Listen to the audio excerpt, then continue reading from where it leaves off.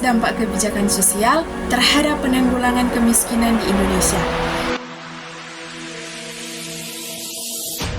Kemiskinan merupakan permasalahan umum yang dihadapi oleh negara-negara yang sedang berkembang di dunia. Indonesia sebagai salah satu negara yang sedang berkembang terus berupaya untuk menyelesaikan permasalahan kemiskinan bagi warga negaranya. Salah satu langkah nyata adalah melalui penerbitan kebijakan pemerintah melalui dokumen peraturan perundang-undangan yang mendukung pengentasan kemiskinan yang kemudian dituangkan ke dalam program-program pengentasan kemiskinan. Kemiskinan merupakan masalah multidimensi karena berkaitan dengan ketidakmampuan akses secara ekonomi, sosial, budaya, politik, dan partisipasi dalam masyarakat. Kemiskinan juga memiliki arti yang lebih luas dari sekedar lebih rendahnya tingkat pendapatan atau konsumsi seseorang dari standar kesejahteraan terukur seperti kebutuhan kalori minum atau garis kemiskinan. Akan tetapi, kemiskinan memiliki arti yang lebih dalam karena berkaitan juga dengan ketidakmampuan untuk mencapai aspek di luar pendapatan seperti akses kebutuhan minum, kesehatan, pendidikan, air bersih, dan sanitasi.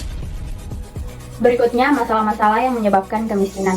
Apabila dipandang dari sisi ekonomi, menurut Sharp tahun 1996, penyebab kemiskinan dilihat dari 3 hal. 1. Secara mikro. Kemiskinan muncul karena adanya ketidaksamaan pada pemikiran sumber daya yang menimbulkan distribusi yang timpang. Kedua, kemiskinan muncul akibat perbedaan dalam kualitas sumber daya manusia. Ketiga, kemiskinan muncul akibat perbedaan dalam kualitas sumber daya manusia. Sementara menurut Gianjar, faktor-faktor yang menyebabkan timbulnya kemiskinan diantaranya rendahnya tingkat pendidikan, rendahnya derajat kesehatan, terbatasnya lapangan kerja, dan kondisi keterisolasian. B. Stakeholders terlibat dalam penyebab kemiskinan. Yang pertama, dalam skala besar pemerintah pusat, kebijakan fiskal, ekonomi, dan sosial yang tidak efektif atau korupsi dalam pemerintah pusat dapat berdampak negatif dalam tingkat pendidikan. Contoh kebijakan fiskal yang tidak progresif. Yang kedua, perusahaan multinasional. Perusahaan besar yang beroperasi di berbagai negara dapat mempengaruhi kondisi ketenaga kerjaan, termasuk dengan praktik upah rendah atau eksploitasi sumber daya alam. Contoh, perusahaan pertambangan yang merusak lingkungan dan mempekerjakan upah yang rendah. Yang ketiga, lembaga keuangan internasional. Organisasi seperti Bank Dunia dan Dana Moneter Internasional dapat mempengaruhi kebijakan ekonomi nasional yang berdampak pada kemiskinan.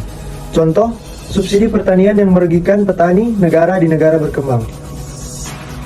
Yang keempat, organisasi perdagangan internasional. Ketidaksetaraan dalam perjanjian perdagangan internasional dapat merugikan negara-negara dan meningkatkan kemiskinan.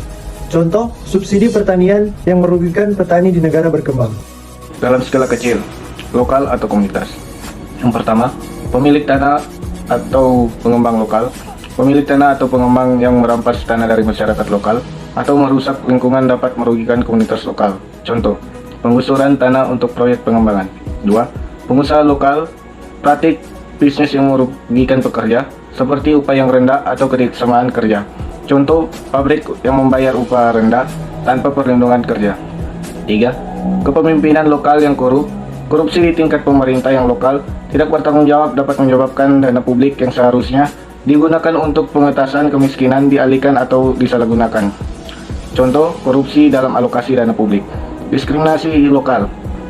Diskriminasi sosial atau gender di komunitas tertentu dapat menghambat akses ke peluang ekonomi dan pendidikan. Contoh, ketidaksetaraan gender dalam akses pendidikan. Jadi kebijakan pemerintah dalam program pengentasan kemiskinan seperti yang pertama, program bantuan langsung tunai atau BLT, termasuk dalam klaster 1 bersama program bantuan beras untuk orang miskin atau miskin. Yang kedua, program keluarga harapan atau PKH, program jaminan kesehatan masyarakat atau BPJS, program beasiswa untuk siswa miskin. Yang ketiga, program bantuan dan perlindungan sosial dengan sasaran teman-teman miskin atau program nasional pemberdayaan masyarakat PNPM. Dan yang terakhir, program pemberdayaan usaha mikro dan kecil berupa bantuan permodalan dan untuk kredit usaha rakyat. Kebijakan sosial memiliki dampak yang signifikan dalam upaya pengentasan kemiskinan di Indonesia.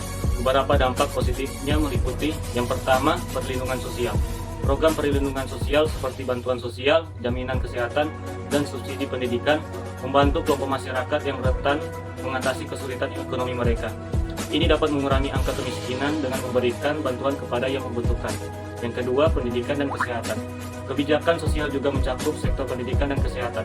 Dengan menyediakan akses pendidikan yang terjangkau dan pelayanan kesehatan, masyarakat memiliki kesempatan lebih besar untuk meningkatkan kualitas hidup mereka dan keluar dari kemiskinan. Yang ketiga, ada penanggulangan kelaparan.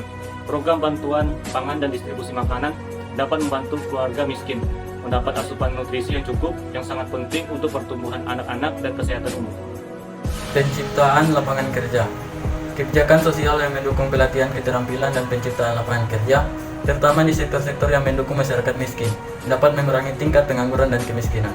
Pemberdayaan masyarakat.